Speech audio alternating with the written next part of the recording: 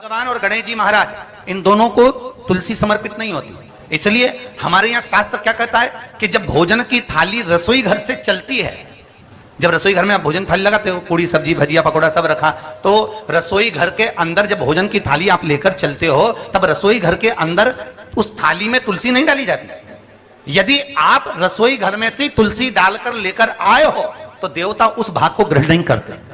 ध्यान दीजिएगा महाराज। जैसे मान लो ठकरा रही है और एक बर्तन में, एक पात्र में कोई भोजन लेकर आए और उसमें तुलसी डालकर लिया है, और वो तुलसी डालकर यदि यहां लेकर आए हैं तो उसको भगवान स्वीकार नहीं करेगा, क्योंकि शास्त्र रीति विष्णु पुराण, शिव पुराण, स्कंद पुराण में स्पष्ट कहा गया जब भगवान के सामने भोजन की थाली पहुंचती है, पहुंचने के बाद आज उसमें तुलसी का दल डालते हो। तो तुलसी का दल भगवान के सामने थाली पहुंचने पर क्यों डाला जाता है, उसका भी प्रमाण हमारे यहाँ शिव पुराण और विष्णु पुराण में कहा गया। क्यों? क्योंकि देवताओं में प्रथम देव कौन से हैं जिनकी पूजा जाती है?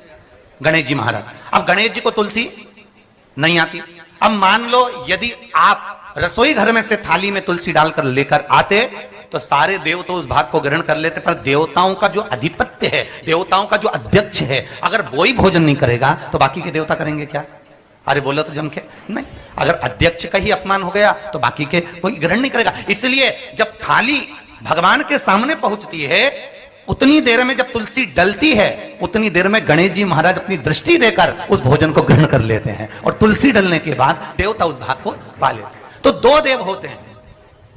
प्रथम देव श्री गणेश जी महाराज, जिनको महादेव ने, भगवान शंकर ने प्रथमता दी है, और द्वितीय भाग में देव अधिदेव महादेव। ये दृष्टि से पार।